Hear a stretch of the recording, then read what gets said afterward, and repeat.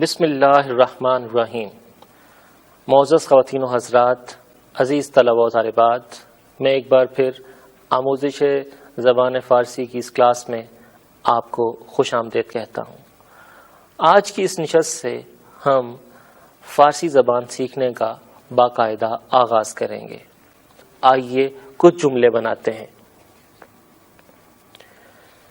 N کتاب است، یہ کتاب ہے۔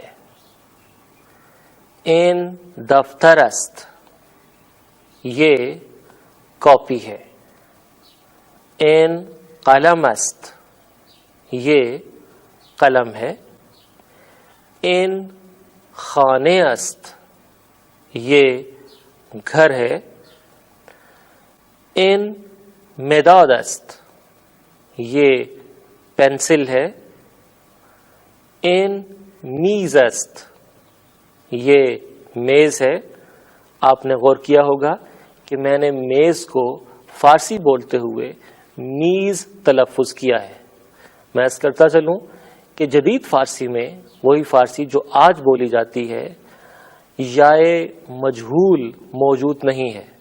یائے مجہول جسے ہم بالعموم بڑی یہ کہہ کر بلاتے ہیں، یہ نہ لکھی جاتی ہے اور نہ ہی بولی جاتی ہے۔ اس کی جگہ یائے معروف جسے ہم عرف عام میں چھوٹی یہ کہتے ہیں، یہی لکھی اور بولی جاتی ہے۔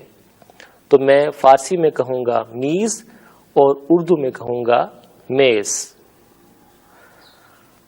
اگلا جملہ ہے آن در است، وہ دروازہ ہے۔ ان صندلی است، یہ کرسی ہے۔ آپ نے دیکھا کہ کرسی کے لیے جو لفظ استعمال کیا گیا وہ صندلی ہے۔ اس کے بارے میں ایک کہانی مشہور ہے کہ شروع میں جب کرسی بنائی گئی تو وہ غالباً صندل کی لکڑی سے بنائی گئی اور اسے اسی مناسبت سے صندلی کہا گیا۔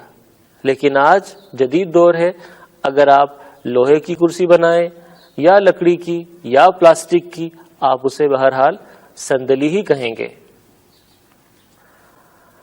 اگلا جملہ ہے این زن است، یہ عورت ہے۔ این مرد است، یہ مرد ہے۔ آن در است و این پنجره است، وہ دروازہ ہے اور یہ کھڑکی ہے۔ آپ نے دیکھا کہ میں نے اسے پنجرہ تلفظ نہیں کیا بلکہ پنجرے کہا ہے، تو آپ اس تلفظ کو ذہن میں رکھیں۔ این معلم است آن شاگرد است، یہ استاد ہے، وہ شاگرد ہے۔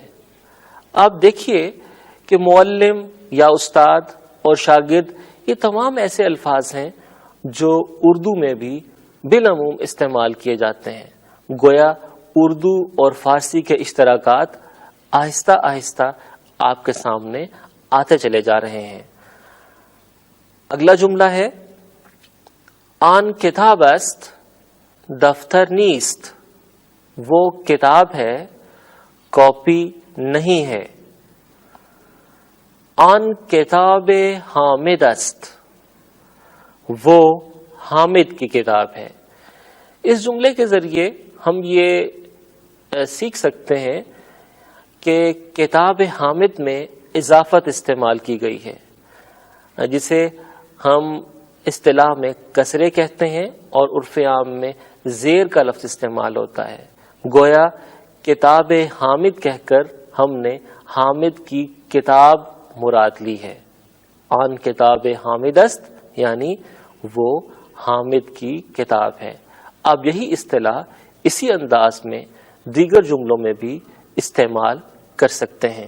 ان چند جملوں کے بعد اسی سبق کے بعد کے حصے میں چند جملے دیے گئے ہیں جنہیں میں آپ کے لیے پڑھتا ہوں اور اس کا اردو ترجمہ بھی کرتا ہوں۔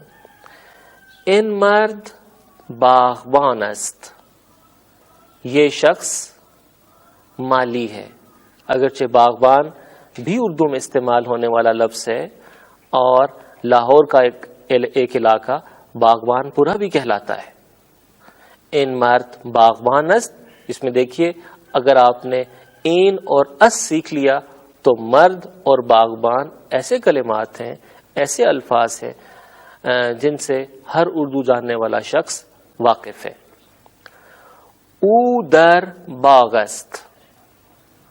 او ضمیر ہے، ضمیر شخصی، جسے ہم ہی یا شی یعنی وہ شخص یا وہ عورت کے لیے استعمال کرتے ہیں.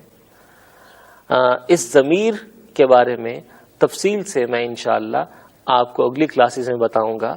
فی الحال آپ یہی سیکھ لیجئے کہ او سے مراد وہ شخص یا وہ عورت دونوں ہو سکتے ہیں. در کا مطلب ہے میں، یعنی ان اور انسائڈ. باغ اردو میں بھی باغ ہی ہوتا ہے. است کا مطلب آپ پہلے ہی سیکھ چکے ہیں، اور جب ہم کہیں گے او در باغ است تو اس کا مطلب ہوگا وہ باغ میں ہے. ان باغ زیبا است.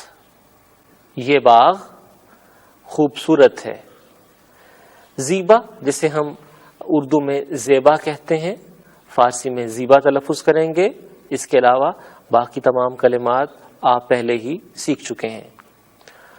آن باغ یعنی وہ باغ، پر از درخت و گل است. پر کا لفظ بھی اردو یا فارسی دونوں میں یکساں استعمال ہوتا ہے، یعنی بھرا ہوا.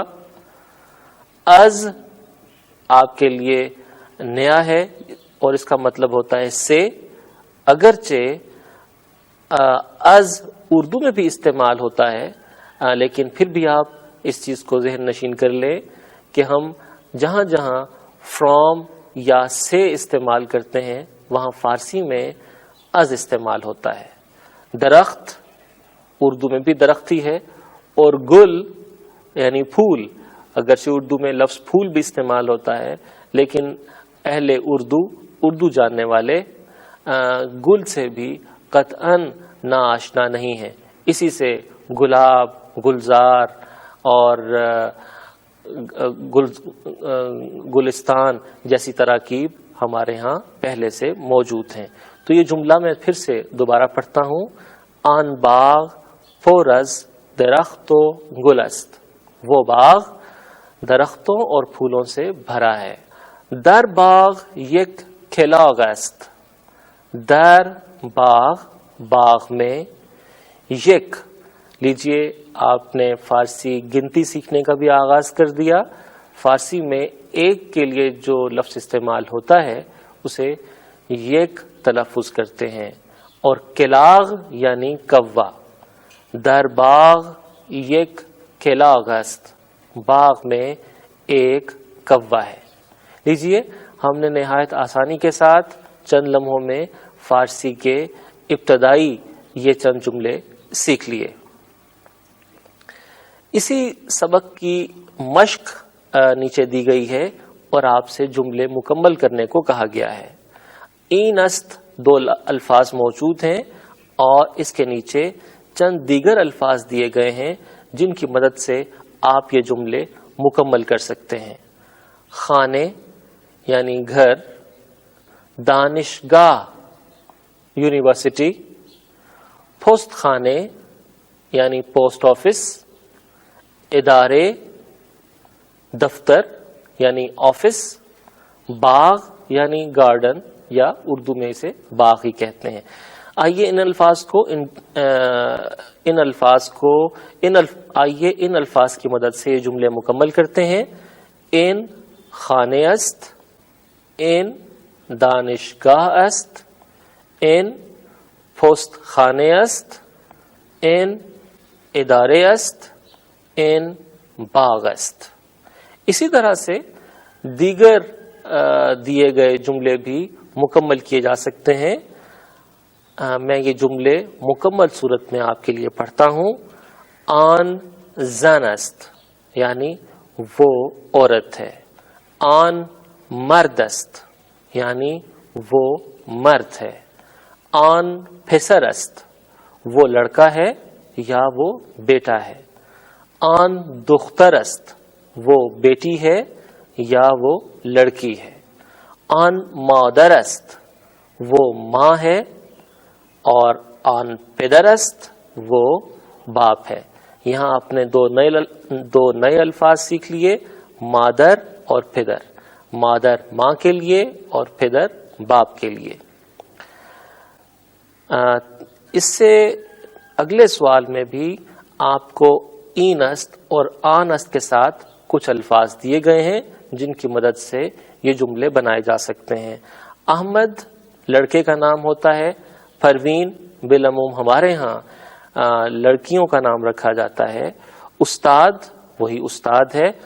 دانشجو آپ سیکھ چکے ہیں کہ اس کا مطلب طالب علم.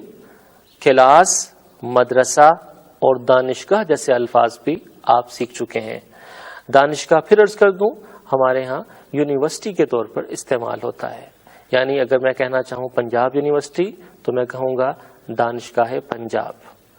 اس کے ساتھ ہی ہماری آج کی کلاس کا وقت ختم ہوتا ہے. انشاءاللہ اگلی کلاس میں آپ سے ایک بار پھر ملاقات ہوگی. تب تک کے لیے خدا حافظ.